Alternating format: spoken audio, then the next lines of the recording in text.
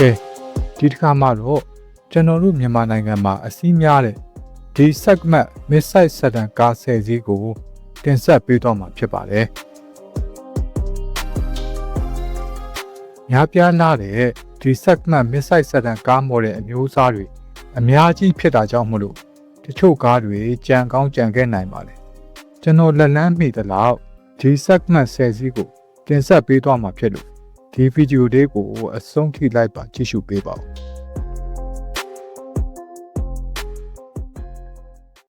နံပါတ်10 Toyota Mustang ဒီကားကတော့မြန်မာမှာအစည်းများတဲ့ Toyota Mustang ရဲ့ model အသစ် Mustang ပဲဖြစ်ပါတယ်သူထက် segment တစ်ခုပုံမြင့်တဲ့ E segment ဖြစ်တဲ့ Toyota Crown ကလည်းကျွန်တော်တို့မြန်မာနိုင်ငံမှာလူစီအများဆုံးကား model တစ်ခုဖြစ်ပါတယ်ကဲအခုတော့ Mustang အကြောင်းကိုဆက်လိုက်အောင်ဂျပန်နိုင်ငံတွင်ရောင်းချရန်အတွက်တည်တံ့ထုတ်လုပ်ထားတဲ့ဂျပန် domestic market JDM ကားတစ်စီးဖြစ်ပါတယ်ဂျပန်နိုင်ငံအတွက်ထုတ်လုပ်ထားတာဖြစ်လို့ညာမောင်းနဲ့လာပါတယ် V6 engine နဲ့ရရှိနိုင်ပြီး 2.5 liter 3.0 liter 3.5 liter ဆိုပြီးရွေးချယ်ဝယ်ယူနိုင်ပါတယ်နောက်ပြီးရ rear-wheel drive ဖြစ်တာကြောင့်မလို့ကားကိုမောင်းနှင်ရာတွင် handling ဘက်မှာပုံမကောင်းမွန်မှာဖြစ်ပါတယ်ကားမှာ Toyota Crown နဲ့ရှင်အနည်းငယ်သေးတာကြောင့်မောင်းရတာ handling ဘက်မှာပုံမကောင်းမွန်ပါတယ်ဒါပေမဲ့ Crown က segment တစ်ဆင့်ပုံမြင့်တာကြောင့်ပိုပြီးစိန်ကြတဲ့ luxury feeling မျိုးကိုပေးစွမ်းမှာဖြစ်ပါတယ်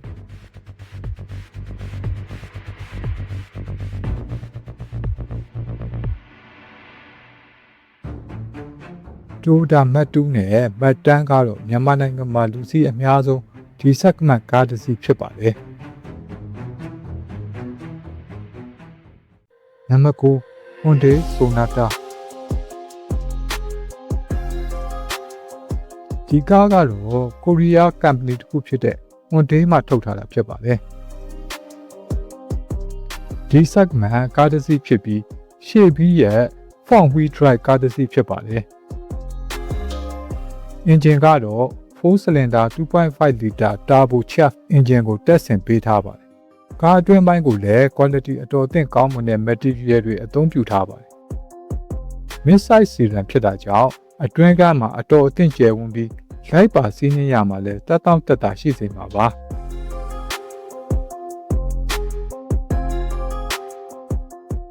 မောင်းနှင်ရမှာတော့ front-wheel drive ဖြစ်လို့ပေါ့ပေါ့ပါပါမောင်းနှင်နိုင်ပါတယ်။နံပါတ်8 Chevrolet Malibu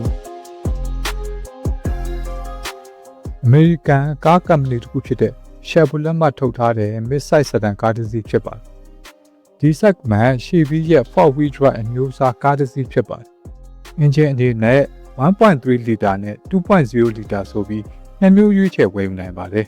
။ဓာတ်ဆီအပြင်ဒီဇယ်နဲ့ပါရွေးချယ်နိုင်ပါတယ်။အတွင်းကမ်းမှာတော့တခြား mid-size sedan တွေနဲ့ရှင်ရင်ထူးခြားပြီးပြောပြလောက်စရာတွေတိတ်မရှိပါဘူး။တာမန်ပါပဲ။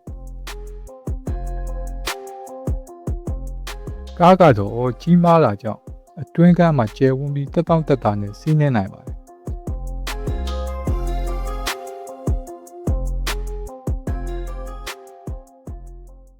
။နံပါတ်9 Kia K5ဒီကားကတော့ကိုရီးယားကားကုမ္ပဏီတစ်ခုဖြစ်တဲ့ Kia မှထုတ်ထားတာဖြစ်ပါတယ်။ Model ဟောင်း Optima ရဲ့ new model ဖြစ်တဲ့ K5 ဖြစ်ပါတယ်။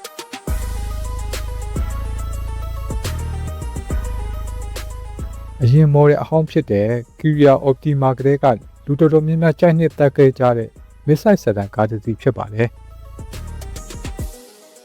4 cylinder engine ဖြစ်ပြီး1.6 liter turbo နဲ့ 2.5 liter ဆိုပြီးနှစ်မျိုးရွေးချယ်ဝယ်နိုင်ပါတယ်။အရင် model ဖြစ်တဲ့ Optima မှာကလေးကကြီးမားပြီးကျယ်ဝန်းတဲ့ဒီဇိုင်းကြောင့်လူကြိုက်များပါတယ်။ နည်းပညာပိုင်းတွေမှာပုံမှန်မြန်မာလာပြီးရှေ့ပြီးရဲ့ front wheel drive နဲ့ရရှိနိုင်မှာဖြစ်ပါတယ်K5 model မှာကြတော့ sporty style နဲ့ design နဲ့ဖြစ်ပြီးကားရွယ်စားမှာအရင် model ထက်အနည်းငယ်ပိုရှည်လာတာကြောင့်ပိုပြီးကျယ်ဝန်းကစီးရတာတက်တောင့်တက်တာပိုရှိစေမှာဖြစ်ပါတယ်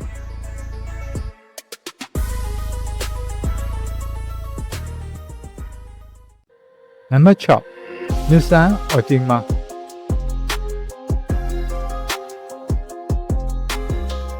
မြန်မာနိုင်ငံမှာလူသိများတဲ့ဂျပန်ကားကုမ္ပဏီတစ်ခုဖြစ်တဲ့ Nissan ကထုတ်ထားတာဖြစ်ပါတယ်ဒီ segment mid-size sedan ကားတစ်စီးဖြစ်ပါတယ် 2.0 liter turbo 4 cylinder engine ကိုအသုံးပြုထားပြီးရှေ့ပြီးရဲ့ front wheel drive ဖြစ်ပါတယ်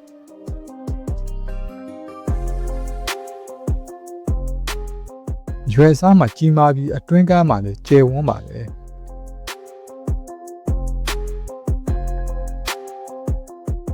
အဆင်ပြေလွယ်ကူစွာမောင်းနှင်နိုင်ပြီးတက်တောင့်တက်တာနဲ့လိုက်ပါစီးနှင်နိုင်မှာဖြစ်ပါတယ်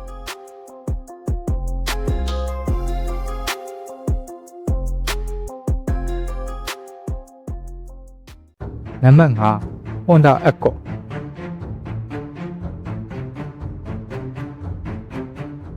မြန်မာနိုင်ငံမှာလူသိများတဲ့နောက်ထပ်ဂျပန်နိုင်ငံကားကုမ္ပဏီတစ်ခုဖြစ်တဲ့ Honda မှထုတ်တဲ့ mid-size sedan တစ်စီးဖြစ်ပါတယ်ကားဒီဇိုင်းမှာဆွဲဆောင်မှုရှိပြီးရှေ့ပြီးရဲ့ front wheel drive နဲ့ဖြစ်ပါတယ်4 cylinder engine ဖြစ်ပြီး 1.5 liter နဲ့ 2.0 liter ဆိုပြီးနှစ်မျိုးရွေးချယ်ဝယ်နိုင်ပါတယ်1.5 liter turbo model မှာတော့ gear box ကို CVT အသုံးပြုထားပြီး 2.0 liter turbo model မှာတော့ gear box ကို 10 speed automatic transmission ကိုအသုံးပြုထားပါတယ်ကားဒီဇိုင်းမှာကြီးမားပြီးရှည်လျားတဲ့ပုံစံရှိပါတယ်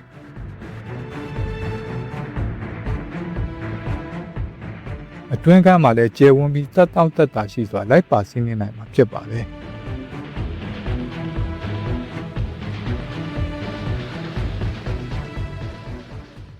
နံပါတ်4 Master 6ဂျပန်ကားကုမ္ပဏီတစ်ခုဖြစ်တဲ့ Mazda ကထုတ်ထားတာဖြစ်ပါတယ်ကားဒီဇိုင်းကတော့လှပကျော်ရှင်ပြီးဆွဲဆောင်မှုရှိပါတယ်အင်ဂျင်အနေနဲ့ 2.5 liter 4 cylinder engine နဲ့ရရှိနိုင်ပါတယ်ရှေ့ဘင်းရဲ့ front wheel drive စနစ်နဲ့ဖြစ်ပါတယ်ဒီ segment mid-size sedan ကားတွေထဲမှာအတွင်းက premium ဆန်ပြီးနည်းပညာအမြင့်တွေအသုံးပြုထားတဲ့ကားတစ်စီးဖြစ်ပါတယ်ကားကကြီးမားပြီးရှည်လျားကအတွင်းကမှာလည်းကျယ်ဝန်းတာကြောင့်မောင်းနှင်ရနဲ့လိုက်ပါစီးနှင်းရမှာတက်တောင့်တက်တာရရှိစေမှာဖြစ်ပါတယ်နံပါတ်3 Toyota Camry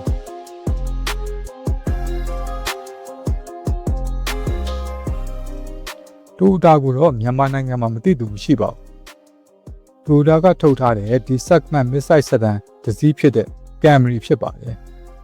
ကားဒီဇိုင်းကတော့ luxury ဆန်တဲ့ပုံစံမျိုးဖြစ်ပြီးရိုးရိုးရှင်းရှင်းနဲ့ကြည့်ရတာဆွဲဆောင်မှုရှိပါတယ်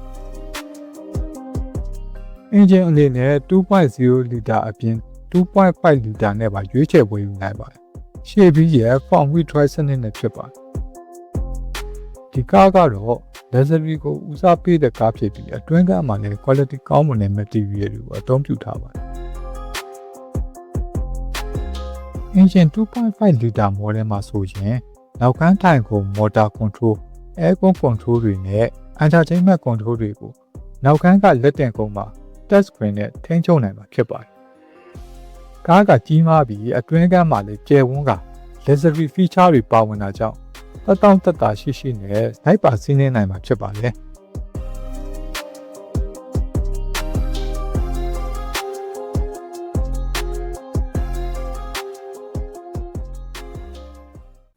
နံပါတ်2 Lexus IS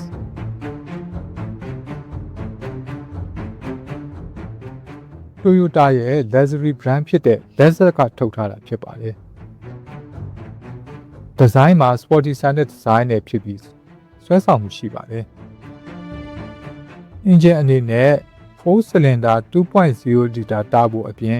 3.5 liter V6 engine နဲ့ပါရရှိနိုင်မှာဖြစ်ပါတယ်။နောက်ပြီးရဲ့ rear-wheel drive ဖြစ်တာကြောင့်မို့လို့မောင်းနေရတွင် handling ပိုင်းကောင်းမွန်တာကြောင့်မောင်းရတာ fun to drive ဖြစ်စေမှာပါ။လက်ဆက်ကားရဲ့ထုံးစံအတိုင်း quality ကောင်းမွန်တဲ့ material တွေကိုအသုံးပြုထားတာကြောင့်အတွင်းကမ်းမှာတော့ premium ဆန်တဲ့ခံစားမှုမျိုးကိုရရှိစေမှာဖြစ်ပါတယ်။ sporty ဆန်တဲ့ design နဲ့ rear-wheel drive ကြောင့် handling ကောင်းမှုပြီးမောင်းရတာမောင်းလို့ကောင်းမှာတော့အသေးကြပါပဲနံပါတ်1 BMW 3 Series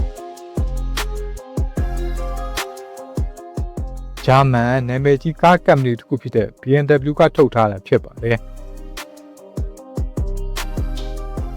ဆွဲဆောင်မှုရှိတဲ့ BMW ရဲ့ကားဒီဇိုင်းပုံစံက sporty ဆန်တဲ့ဘက်ကိုတွားပါတယ်